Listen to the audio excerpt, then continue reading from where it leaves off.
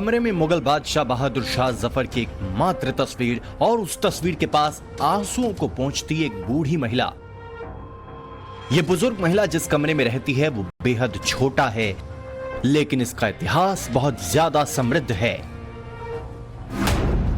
इन्हें मुगलों के आखिरी बादशाह बहादुर शाह जफर का वंशज कहा जाता है। मुगलों के बेहद क्रूर शासक औरंगजेब का वंशज भी माना जाता है। इनका नाम सुल्ताना बेगम है, मगर जिंदगी गुर्बत में कट रही है। मेरा बच्चा लोग एक एक ब्रेड पानी में भिगा के खाया, इतनी तकलीफ में, लेकिन महिला में कोई नहीं बोल सकता कि इनका बच्चा लोग हम लोग से मांग के खाया है।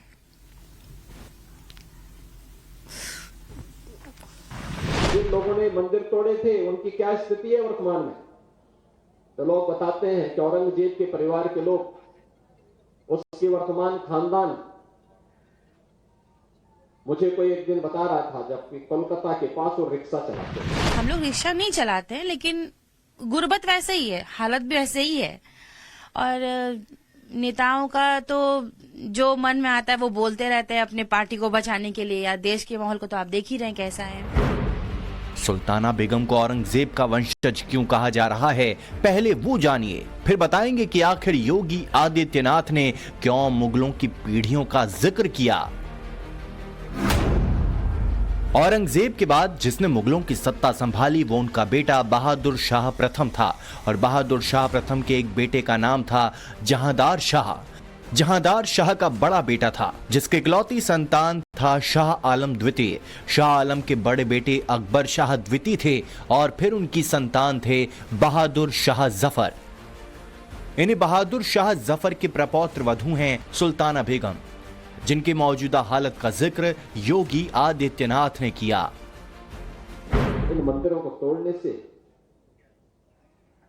उनका कुल और वंश ही नष्ट हुआ होगा, जिन्होंने इन मंदिरों को पवित्र किया है। वे फैले फूले नहीं हुए होंगे, लेकिन उन्होंने दिखाया तो। और ये कारण है जब मैं आज पूछता हूं कि भाई जिन लोगों ने मंदिर तोड़े थे उनकी क्या स्थिति है वर्तमान में, तो लोग बताते हैं कि औरंगजेब के परिवार के लोग, उसके वर्तमान खानदान,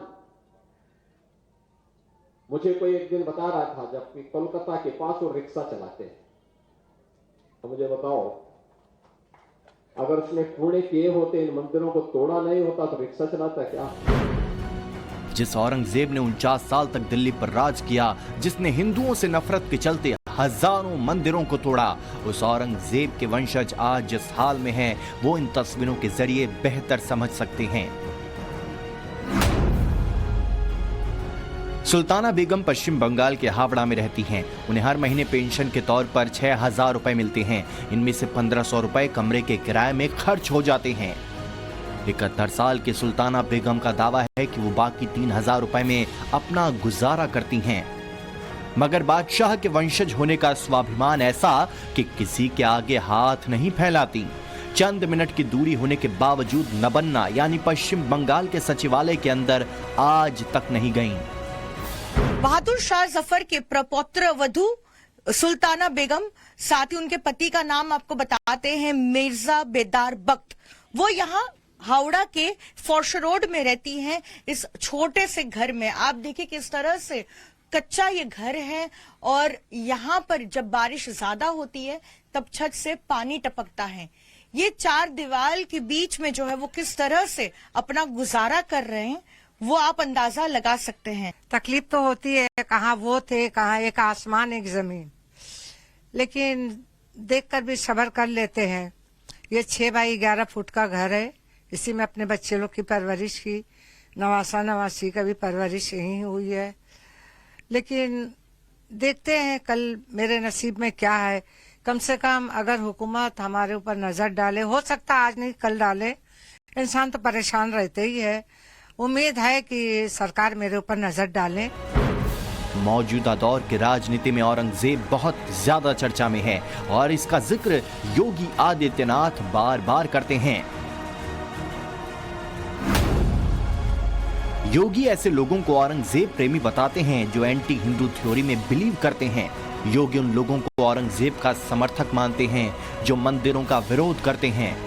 योगी के लिए औरंगजेब की विचारधारा और मुस्लिम वोट की ठेकेदारी में बहुत ज्यादा फर्क नहीं। तस्वीरें 2.5 साल पुरानी हैं। असदुद्दीन ओवैसी के भाई अकबरुद्दीन ओवैसी औरंगजेब की कब्र पर फूल चढ़ाने पहुंचे थे। वंचित बहुजन अघाड़ी के अध्यक्ष प्रकाश आंबेडकर जब महाराष्ट्र में उद्धव ठाकरे से सियासी दोस्ती बढ़ा रहे थे, ठीक उसी समय उन्होंने 2023 में औरंगजेब की मजार पर जाकर सिर झुकाया था। योगी आदित्यनाथ कई बार समाजवादी पार्टी में औरंगजेब की आत्मा घुसने जैसी बात कह चुके हैं और अखिलेश यादव पर औरंगजेब वाला तंज कस चुके हैं। आप ये देखिए कि अगर कोई अपराधी मुस्लिम है तो तमाम ये समाजवादी उसको बचाने में चले आते हैं। मुसलमानों के अंदर क्या कोई प्रोफेसर नहीं है, क्या कोई इंजीनियर नहीं है, डॉक्टर नहीं है या और कोई समाज सेवक नहीं है जो चुनाव ये नहीं लड़ते हैं। चुनाव इनके यहां जो अपराधी प्रवृत्ति के लोग हैं उन्हीं को दिया जाता है और पूरी कौम उस अपराधी प्रवृत्ति को बचाती है। तो उस मानसिकता को देखते हुए योगी जी का कहना कितना गलत है, मुझे बताइए। इतिहास कहता है कि औरंगजेब जितना हिंदुओं से डरा था उतना ही डर उसे अपने घर वालों से था। इसलिए उसने अपने पिता को कैद करा दिया था, गद्दी के लिए भाइयों का कत्ल कर दिया था, अपने 2 बेटों को जेल में डाल दिया, जिनमें से एक की मौत उसी काल कोठरी में हो गई। बेटी जैबुन्निसा को हिंदू राजा से प्यार हो गया था, इसलिए उसे भी घुट घुट कर मरवा दिया। अब योगी ने हिंदुस्तान के मंदिरों और सनातन पर टारगेटेड हमलों को लेकर औरंगजेब का जिक्र किया तो उनके वंशज याद दिलाने लगे कि बहादुर शाह जफर का नाम क्यों नहीं लिया जाता, जिन्होंने अंग्रेजों के सामने झुकने से मना कर दिया था। योगी जी कितने पढ़े हुए हैं जो चीफ मिनिस्टर बने? ठीक है, तो पहले वो इतिहास देखें। पढ़ लिए होते तो इतिहास देखते कि रिक्शा कौन चला रहा है। बहादुर शाह जफर का अभी परपोता है कलकत्ते में, वो चला रहा है कि बेदार साहब चला कर मर गए, या टीपू सुल्तान का खानदान चला रहा है अनवर शाह रोड में। उनको तो कुछ है नहीं, आटपट जो भी आया मुंह में बक दिया, क्योंकि चीफ मिनिस्टर है।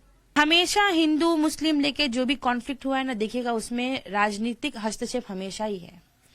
राजनीति, प्रोपेगेंडा ये सब है बोल के ये सब होता है, लेकिन हमको जहां तक लगता है इंसान अगर सीधे मन से चले ना तो शायद ये सब ना हो।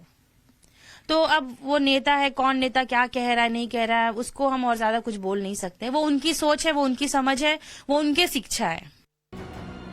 तो सवाल यह है कि क्या औरंगजेब के वंशज इसलिए बदहाली में हैं क्योंकि सनातन संस्कृति के साथ मुगल काल में खिलवाड़ किया गया? कभी शान और शौकत के लिए मशहूर रहे मुगलों की मौजूदा पीढ़ियां क्या इस बात का नतीजा भुगत रही हैं कि हिंदुओं पर क्रूरता की गई थी? झुग्गी बस्ती में रहने वाली सुल्ताना बेगम के 5 बेटियां और 1 बेटे थे।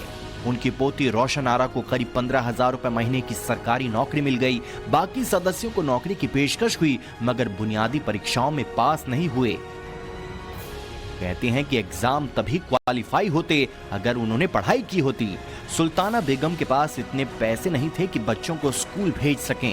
उन्होंने चाय की दुकान चलाने से लेकर सलवार सूट बेचकर भी गुजारा किया। चाय की दुकान हमने फरसा रोड में किया था। उस वक्त सिंगल रोड था, तो देखिए जब रोड बना और इलीगल थे तो कम से कम तो हमको हटना पड़ा। पकौड़ा वकौड़ा भी बनाए, चूड़ी बनाए, बहुत कुछ मेहनत किया इसी घर पे करके अपने बच्चे लोग को परवरिश किया। मुगल शासकों के वंशज अपनी गरीबी से बाहर आना चाहते हैं और इसीलिए उन्होंने कुछ साल पहले कोर्ट में एक याचिका दायर की थी। इस याचिका के तहत सुल्ताना बेगम ने खुद को वैध उत्तराधिकारी बताते हुए लाल किले का मालिकाना हक मांगा। मुगलों की बनवाई गई कई संपत्तियों पर केंद्र सरकार का अवैध कब्जा बताया। हालांकि दोनों ही मोर्चे पर इन्हें निराशा हाथ लगी। शाही स्थिति को मान्यता देने की जो मांग की गई थी उसे भी पूरा नहीं किया गया। सुल्ताना बेगम इसे नियति का फेर मानती हैं, लेकिन उन्हें यकीन है कि मुगलों की आने वाली पीढ़ियों के दिन गुजरेंगे। हक बोलने में हम चुपते नहीं भैया। मुगल लुटेरे थे तो मुगल का साबित करो। मुगल हिंदू से क्या नफरत करते थे? मांगचिंग कौन थे? मुसलमान थे? मौलाना थे? अकबर के टाइम में भी हुआ। हर मुगल बादशाह के टाइम में हिंदू और मुस्लिम मिलकर रहे। एक ट्रेंड हो गया है कि मुगल लुटेरे थे, मुगल इन्वेडर्स थे, मुगलों ने ये किया, मुगलों ने वो किया। और मुगल में एक नाम आता है औरंगजेब का, जो बहुत कट्टर था। ठीक है, वो तो चलिए हिस्ट्री की बात है। लेकिन मैं एक सवाल उन सभी लोगों से करना चाहूंगी, भले वो नेता हो या आम जनता हो या जिनको हम लोगों से नफरत है। मैं कहना चाहूंगी कि आप बहादुर शाह को भूल गए। किसी ने कभी ये जानने की कोशिश क्यों नहीं की कि औरंगजेब के काल में उसको हिंदुस्तान का बादशाह बताते हैं? भाई कहां से हिंदुस्तान का बादशाह हो गया? उत्तरी भारत तक में छत्रसाल, दुर्गावती क्यों उठ के खिलाफ इसके खड़े हुए थे? क्यों उनके राज्य अपने अलग उनको वो थे, इससे लड़ रहे थे? जाट विद्रोह क्यों हुआ था? यही भरतपुर और इन इलाकों में, मथुरा और इलाकों के अंदर। क्या पूर्वी भारत के ऊपर इसका अधिकार था? पिट के आई थी इसकी सेनाएं आसाम से बुरी तरीके से। औरंगजेब ने हिंदुस्तान में जो बर्बरता की उसे कोई झुठला नहीं सकता। लेकिन एक सच ये भी है कि औरंगजेब के नाम पर राजनीति करने वालों ने कभी उनके वंशजों की सुध भी नहीं ली। योगी अगर पश्चिम बंगाल के हावड़ा में रहने वाली सुल्ताना बेगम की मौजूदा हालत पर कटाक्ष कर रही हैं, तो मैसेज उन लोगों को भी दिया है जिनकी सियासत का आधार ही एंटी हिंदू विचारधारा है। यह अलग बात है कि कोई भी औरंगजेब के कृत्यों को खुले तौर पर जायज नहीं ठहरा रहा। हावड़ा से पूजा मेहता के साथ bureau report, times now Navbharat.